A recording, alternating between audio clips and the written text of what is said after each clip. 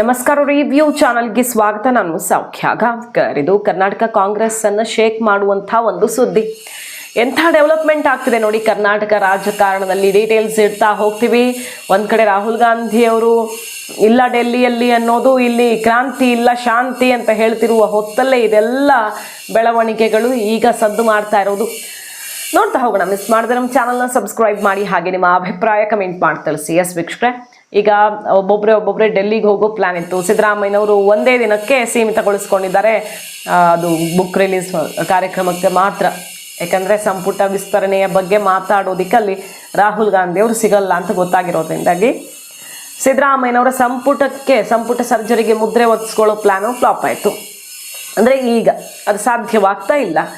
ಡಿ.ಕೆ. ಶಿವಕುಮಾರ್ ಅವರು ಸುಮಾರು ಸುತ್ತಿನ ಮೀಟಿಂಗ್ಗಳನ್ನು ಮಾಡ್ಕೊಂಡು ಬಂದಿದ್ದಾರೆ ಡೆಲ್ಲಿಯಲ್ಲಿ. ಬಟ್ ರಾಹುಲ್ ಗಾಂಧಿ ಅವರು ಅವ್ರಿಗೂ ಸಿಗ್ತಾ ಇಲ್ಲ. ಸೊ ಈ ವಾರವೇ ಕ್ರಾಂತಿ ಆಗಲ್ಲ, ನೆಕ್ಸ್ಟ್ ವೀಕ್ ಏನಾಗುತ್ತೆ ನೋಡಬೇಕು. ಕಾಂಗ್ರೆಸ್ನಲ್ಲಿ ಕ್ರಾಂತಿ ಅಧ್ಯಾಯನೇ ಕ್ಲೋಸ್ ಅನ್ನೋಕ್ಕಾಗಲ್ಲ. ಈ ವಾರಕ್ಕೆ ಸೀಮಿತವಾಗಿ ಮಾತಾಡಬಹುದು ಅಷ್ಟೇ. ಇದರ ನಡುವೆ ನೋಡಿ ಸಿದ್ದು ಬಣ ಈಗ ಯಾವ ಸ್ಟೆಪ್ಪನ್ನು ತಗೊಳ್ತಿದೆ ಅಂತ ಕೆ.ಎನ್. ರಾಜಣ್ಣವರು ಅತಿ ದೊಡ್ಡ ಅಚ್ಚರಿಯ ಸ್ಟೇಟ್ಮೆಂಟ್ ಕೊಡ್ತಿದ್ದಾರೆ. ಕಾಂಗ್ರೆಸ್ಸನ್ನೇ ಇಲ್ಲವಾಗಿಸುವ ಕಾಲ ಬರಬಹುದು.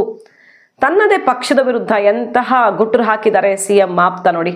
ಕಾಂಗ್ರೆಸ್ ಬಾವುಟ ಹಿಡಿಯದೆ ಬೈಕ್ ರ್ಯಾಲಿ, ಶಕ್ತಿ ಪ್ರದರ್ಶನ ಎತ್ತ ಸಾಗ್ತಿದೆ. ಹಾಗಾದರೆ ಕಾಂಗ್ರೆಸ್ನಲ್ಲಿ ಬೆಳವಣಿಗೆ. ಹಿಂದೆ ನಾನು ಮಾಡಿದ್ದೆ ಅದೇ ಕೆಲಸವನ್ನು. ಕಾಂಗ್ರೆಸ್ ಪಕ್ಷದಿಂದ ಕಿತ್ತಾಕಿದ್ರು. JDS ಸೇರಿ ಇಡೀ ಜಿಲ್ಲೆಯಲ್ಲಿ ಕಾಂಗ್ರೆಸ್ ವೈಟ್ ವಾಶ್ ಮಾಡಿದ್ದೆ. ಮುಂದೆ ಅಂಥದ್ದೇ ಕಾಲ ಬರಬಹುದು. ಅಂದರೆ ಅದು ಬರೀ ಜಿಲ್ಲೆಗೆ ಸೀಮಿತವಾಗಿ ಹೇಳ್ತಿದ್ದಾರಾ, ರಾಜ್ಯಕ್ಕೆ ಸೀಮಿತವಾಗಿ ಹೇಳ್ತಿದ್ದಾರಾ? ಸಿದ್ದರಾಮಯ್ಯನವ್ರನ್ನ ಟಚ್ ಮಾಡಿದರೆ ರಾಜ್ಯದಲ್ಲಿ ವೈಟ್ ವಾಶ್ ಅಂತನಾ ಕಾಂಗ್ರೆಸ್ಸು?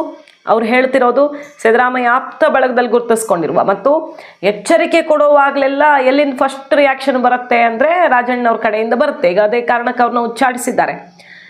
ಅವರು ಈಗ ಪಕ್ಷದ ವಿರುದ್ಧವೇ ದೊಡ್ಡ ಮಟ್ಟದಲ್ಲಿ ಘೋಷಣೆ ಮೊಳಗಿಸಿರೋದು ಸಂಚಲನ ಸೃಷ್ಟಿ ಮಾಡಿದೆ. ತಾಲೂಕಿನ ದೊಡ್ಡೇರಿಯಲ್ಲಿ ನಡೆದಂಥ ಕಾರ್ಯಕ್ರಮದಲ್ಲಿ ಅಂತಹ ಮಾತುಗಳನ್ನು ಆಡಿರೋದು ಅವರು.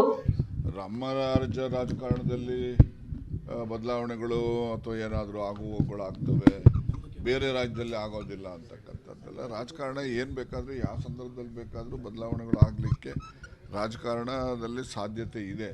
ಆದರೆ ಕರ್ನಾಟಕದಲ್ಲಿ ಆ ರೀತಿಯ ಯಾವುದೇ ಬದಲಾವಣೆಗಳು ಸಾಧ್ಯತೆಗಳು ಇಲ್ಲ ಅಂತ. ಒಂದು ಕಡೆ ಡಿ.ಕೆ. ಬಣದವರು ಸಿಎಂ ಕುರ್ಚಿ ಬಗ್ಗೆ ಏನನ್ನೂ ಮಾತಾಡ್ತಿಲ್ಲ. ಡಿ.ಕೆ. ಶಿವಕುಮಾರ್ ಅವರು ಕೈಗೆ ಸಿಗ್ತಿಲ್ಲ.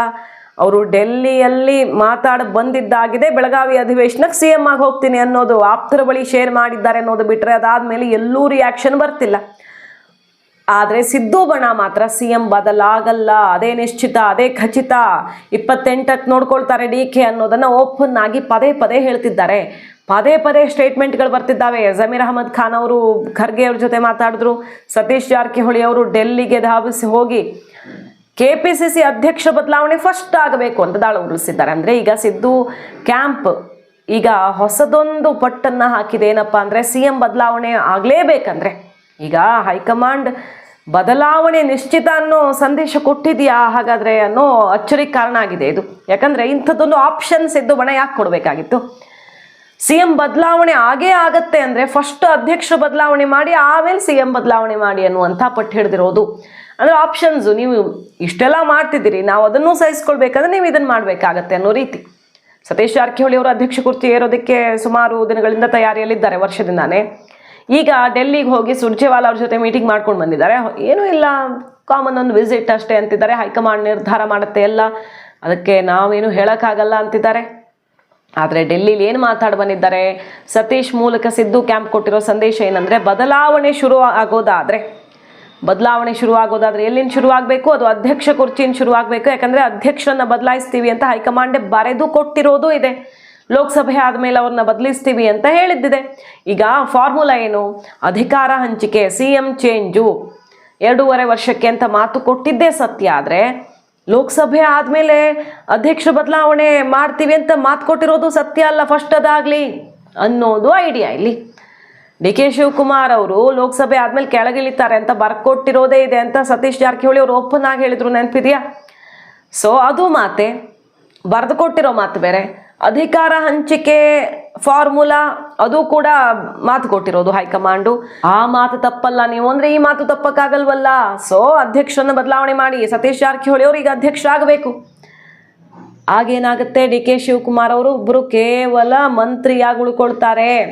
DCM ಅನ್ನೋದಕ್ಕಿಂತ ಅವ್ರ ಅಧ್ಯಕ್ಷ ಕುರ್ಚಿ ಇರೋದ್ರಿಂದ ಅವ್ರಿಗೆ ಅಷ್ಟು ಪವರ್ ಇರೋದು. ಈಗ ಡೆಲ್ಲಿ ಮಟ್ಟದಲ್ಲಿ ಅವ್ರಿಗೆ ಸಂಪರ್ಕ, ವಿವಿಧ ರಾಜ್ಯಗಳಲ್ಲಿ ಅವರ ಶಕ್ತಿ ಪ್ರದರ್ಶನ ಎಲ್ಲ ಆಗ್ತಿರೋದು ಯಾಕೆ, ಅವರು KPCC ಅಧ್ಯಕ್ಷ ಆಗಿರೋದ್ರಿಂದ ಫಸ್ಟ್ ಅದನ್ನು ಕಿತ್ಕೊಂಡ್ರೆ ಅವ್ರು ವೀಕ್ ಆಗಿಬಿಡ್ತಾರೆ. ಆಮೇಲೆ CM ಚೇಂಜ್ ಮಾಡೋಣ, ಅಧ್ಯಕ್ಷರನ್ನು ಫಸ್ಟ್ ಚೇಂಜ್ ಮಾಡಿ ಅನ್ನುವಂಥ ದಾಳ ಉರುಳಿಸಿದ್ದೀಗ ಅದನ್ನು ಮಾಡೇ ತೀರ್ತೀವಿ ಅಂತ ಶತಪ್ರಯತ್ನವನ್ನ ಸಿದ್ದು ಕ್ಯಾಂಪ್ ಶುರು ಮಾಡಿದೆ. ರಾಜಣ್ಣವ್ರು ಬೇರೆ ಹಿಂಗ್ ಮೆಸೇಜ್ ಕೊಟ್ಟಿದ್ದಾರೆ. ಮೊನ್ನೆ ಕುರುಬ ಸಮುದಾಯದ ಕಾರ್ಯಕ್ರಮವೊಂದರಲ್ಲಿ ಭೈರತಿ ಸುರೇಶ್ ಅವರು ಎಂಥ ಮೆಸೇಜ್ ಕೊಟ್ಟಿದ್ರು, 25 ಲಕ್ಷ ಜನ ಸಿಡಿದೇಳುವಂಥ ಸಮಯ ಬರಲ್ಲ ಅಂದ್ಕೊಂಡಿದ್ದೀನಿ. ಅಂದ್ರೆ CMನ ಟಚ್ ಮಾಡಿದ್ರೆ ಲಕ್ಷಗಟ್ಲೆ ಜನ, ಒಂದೆರಡಲ್ಲ 20ಕ್ಕೂ ಅಧಿಕ ಲಕ್ಷಗಟ್ಲೆ ಜನ ಸಿಡಿದೇಳ್ತಾರೆ, ಮುತ್ತಿಗೆ ಹಾಕ್ತಾರೆ ಅನ್ನೋ ರೀತಿಯಲ್ಲಿ ಮೆಸೇಜ್.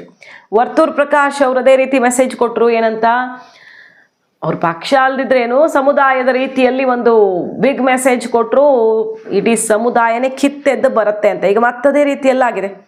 ಮತ್ತೆ ನಿನ್ನೆ ಕಾರ್ಯಕ್ರಮದಲ್ಲಿ ಕುರುಬ ಸಮುದಾಯಕ್ಕೆ ತನ್ನ ಕೊಡುಗೆ ಏನು, ಪ್ರಶ್ನಾತೀತವಾದ ಕೊಡುಗೆ ಕೊಟ್ಟಿದ್ದೀನಿ ಅನ್ನೋ ಮೆಸೇಜನ್ನು ಕೊಟ್ಟಿದ್ದಾರೆ ಸಿದ್ದರಾಮಯ್ಯನವರು.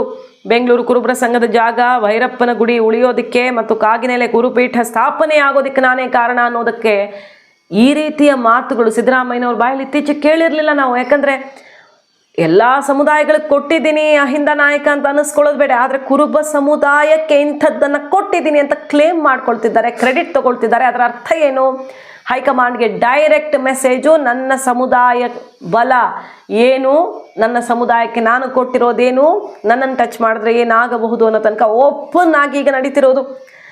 ನನ್ನ ಕೊಡುಗೆ ಸಮುದಾಯಕ್ಕೇನು ಅಂತ ಕೇಳುವವರು ನನ್ನ ಕೆಲಸದ ಇತಿಹಾಸ ತಿಳ್ಕೊಳ್ಳಿ. ಗಾಂಧಿನಗರದಲ್ಲಿ 36 ಕೋಟಿ ರೂಪಾಯಿ ವೆಚ್ಚದಲ್ಲಿ ನಿರ್ಮಾಣ ಆಗ್ತಿರುವ ಪ್ರದೇಶ್ ಕುರುಬ ಸಂಘ ಮತ್ತು ವಿದ್ಯಾರ್ಥಿ ನಿಲಯ ಕಟ್ಟಡಕ್ಕೆ ಶಂಕುಸ್ಥಾಪನೆಗೆ ಅಂತ ಹೋಗಿದ್ರು ಅವರು. ಸಿದ್ದರಾಮಯ್ಯನವರ ಕೊಡುಗೆ ಇಲ್ಲ ಕುರುಬರಿಗೆ ಅಂತ ಕೆಲವರು ಮಾತಾಡ್ತಾರೆ. ಇತಿಹಾಸ ಗೊತ್ತಿಲ್ಲ ಅವ್ರಿಗೆ, ಎಂತೆಂಥವ್ರನ್ನ ಎದುರು ಹಾಕ್ಕೊಂಡು ಮಾಡಿದ್ದೀನಿ ನಾನು. ಅದರಲ್ಲೂ ವಿಶೇಷವಾಗಿ ಗಮನ ಸೆಳೆದಿದ್ದು ಕೊತ್ವಾಲ್ ರಾಮಚಂದ್ರ ನನಗೆ ಬೆದರಿಕೆ ಹಾಕಿದ್ದ ಅನ್ನೋದನ್ನು ಹೇಳ್ತಾ ಹೋಗ್ತಾರೆ. 1988 ರೌಡಿ ಕೊತ್ವಾಲ್ ರಾಮಚಂದ್ರ ಜೊತೆ ಸೇರಿ ಸಂಘದ ಆಗಿನ ಪ್ರಧಾನ ಕಾರ್ಯದರ್ಶಿ ಪುಟ್ಟಸ್ವಾಮಿ 3 ಕೋಟಿ ರೂಪಾಯಿ ಸಾಲ ಮಾಡಿ ಹರಾಜಿಗೆ ತರುವವನಿದ್ದ, ನನಗೆ ಜೀವ ಬೆದರಿಕೆ ಹಾಕಿದ್ದ. ನಾನು ಹೆದರದೆ ದಾವಣಗೆರೆ ಮಲ್ಲಪ್ಪ ಅವರನ್ನ ಪುಟ್ಟಸ್ವಾಮಿ ಎದುರು ನಿಲ್ಲಿಸಿ ಶಪಥ ಮಾಡಿದ್ದೆ. ಅಷ್ಟು ಸುಲಭ ಬಿಟ್ಟುಕೊಟ್ಟಿಲ್ಲ ನಾನು, ಏನೇನು ಮಾಡಿದ್ದೀನಿ ಸಮುದಾಯಕ್ಕೆ ಅಂತೆಲ್ಲ ಅವರು ಹೇಳ್ತಾ ಹೋಗ್ತಾರೆ. ಎಲ್ಲ ಸಮುದಾಯದವರು ನನ್ನನ್ನು ಸ್ಮರಿಸ್ತಾರೆ. ನಿಮ್ಮ ಆಶೀರ್ವಾದಕ್ಕೆ ನಾನು ಚಿರಋಣಿ. ಕುರುಬ ಸಮುದಾಯಕ್ಕೆ ನನ್ನ ಕೊಡುಗೆ ಮ್ಯಾಚ್ ಇಲ್ಲ ಅನ್ನೋದನ್ನು ಫಸ್ಟ್ ಟೈಮ್ ಓಪನ್ ಆಗಿ ತಾನೇ ಕ್ಲೇಮ್ ಮಾಡ್ಕೊಳ್ತಿದ್ದಾರೆ ಸಿದ್ದರಾಮಯ್ಯನವರು. ಅಂದರೆ ಹೈಕಮಾಂಡ್ ಏನೋ ಒಂದು ತೀರ್ಮಾನ ಮಾಡೇ ಬಿಟ್ಟಿದೆಯಾ, ಇದು ಕ್ಲೈಮ್ಯಾಕ್ಸ್ ಅಂತ ಅನಿಸ್ತಿದೆ. ರಾಹುಲ್ ಗಾಂಧಿ ಅವ್ರ ಕೈಗೆ ಸಿಗ್ತಿಲ್ಲ, ಯಾರಿಗೂ ಸಿಗ್ತಿಲ್ಲ, ಅದು ಬೇರೆ ವಿಷಯ. ಆದರೆ ಸಂಪುಟ ಸರ್ಜರಿನೂ ಇಲ್ಲ ಅಂತ ಆಯ್ತಲ್ಲ. ಈಗ ಸಂಪುಟ ಸರ್ಜರಿ ಇದ್ರೆ ತಾನೇ CM ಚೇಂಜ್ ಇಲ್ಲ ಅಂತ ಖಚಿತ ಆಗೋದು. ಈಗ ಅದು ಆಗ್ತಿಲ್ಲ. ಹಾಗಾಗಿ ಸಿದ್ದು ಬಣದಲ್ಲಿ ಕಂಪನ ಶುರುವಾಗಿದ್ದು ಪಕ್ಷವನ್ನೇ ಶೇಕ್ ಮಾಡ್ತೀವಿ ಅನ್ನೋ ತನಕ ನಿಂತು ಬಿಟ್ರಾ ನೋಡಿ. ವರ್ತೂರ್ ಪ್ರಕಾಶ್ ಅವರು ಒಂದು ಮೆಸೇಜ್ ಕೊಟ್ಟಿದ್ದಾರೆ ಇದೇ ಕಾರ್ಯಕ್ರಮದಲ್ಲಿ. ಯತೀಂದ್ರ ಅವ್ರನ್ನೇ CM ಮಾಡಿ, ದೇವೇಗೌಡರು ಕುಮಾರಸ್ವಾಮಿ ಅವ್ರನ್ನ CM ಮಾಡಿದ್ದಾರೆ ಅಂತ ಎಷ್ಟೋ ಪಟ್ಟು ಶಕ್ತಿ ನಿಮಗಿದೆ. ನಿಮ್ಮ ಮಗನ್ನೇ CM ಮಾಡಿ, ನಾವು ನಿಂತ್ಕೊಳ್ತೀವಿ ಬೆನ್ನಿಗೆ, 100 ಶಾಸಕರ ಬೆಂಬಲ ಇದೆ, ದೇವ್ರ ದಯೆ ಇದೆ ಅಂತ ಹೇಳ್ತಿದ್ದಾರೆ ಅವರು. ಒಂದು ವೇಳೆ ಏನಾದರೂ ಹೆಚ್ಚು ಕಡಿಮೆ ಆದ್ರೆ ಹಿಂದ ವರ್ಗದವರು ಹೋರಾಟ ಮಾಡೋದಕ್ಕೆ ಸಿದ್ಧರಿರಬೇಕು ಅನ್ನುವಂಥ ಬಿಗ್ ಮೆಸೇಜನ್ನು ಮಾಜಿ ಸಚಿವ ವರ್ತೂರ್ ಪ್ರಕಾಶ್ ಇದೇ ಕುರುಬ ಸಮುದಾಯದ ಕಾರ್ಯಕ್ರಮದ ವೇದಿಕೆಯಲ್ಲಿ ಕೊಟ್ಟಿರೋದು ಮತ್ತಷ್ಟು ಸದ್ದು ಮಾಡ್ತಿದೆ. ಸೊ ಸತೀಶ್ ಜಾರಕಿಹೊಳಿ ಅವರ ನಡೆ, ರಾಜಣ್ಣನವರ ಅಚ್ಚರಿಯ ನಡೆ, ಸಮುದಾಯದ ಕಾರ್ಯಕ್ರಮದಲ್ಲಿ ಸಿದ್ದರಾಮಯ್ಯನವರ ಶಕ್ತಿ ಪ್ರದರ್ಶನ ಓಪನ್ ಆಗಿ ನಿಂತಿರೋದವರು, ಇವೆಲ್ಲವೂ ಕೂಡ ಹೈಕಮಾಂಡ್ ಈಗ ಅರಗಿಸಿಕೊಳ್ಳಲಾರದ ಸಂದೇಶ ಕೊಟ್ಟಿದೆಯಾ, ಅದಕ್ಕಿದು ರಿಯಾಕ್ಷನ್ನ ಅನ್ನೋ ರೀತಿ ಕಾಣಿಸ್ತಾ ಇದ್ದು ಕಾದು ನೋಡಬೇಕು. DK ಶಿವಕುಮಾರ್ ಅವರು ಏಕಾಏಕಿ ಸೈಲೆಂಟ್ ಆಗಿಬಿಟ್ಟಿದ್ದಾರೆ. ಆ ಸೈಲೆನ್ಸ್ ನೋಡಿರೋ ಸಿದ್ದು ಟೀಮು ಇನ್ನೂ ವೈಲೆಂಟ್ ಆಗ್ತಿದೆಯಾ? ಮಾಹಿತಿ ಎಷ್ಟಾಗಿದ್ರೆ ಮಿಸ್ ಮಾಡಿದೆ ನಮ್ಮ ಚಾನಲ್ನ ಸಬ್ಸ್ಕ್ರೈಬ್ ಮಾಡಿ, ನಿಮ್ಮ ಅಭಿಪ್ರಾಯ ಕಮೆಂಟ್ ಮಾಡಿ ತಿಳಿಸಿ. Thank you.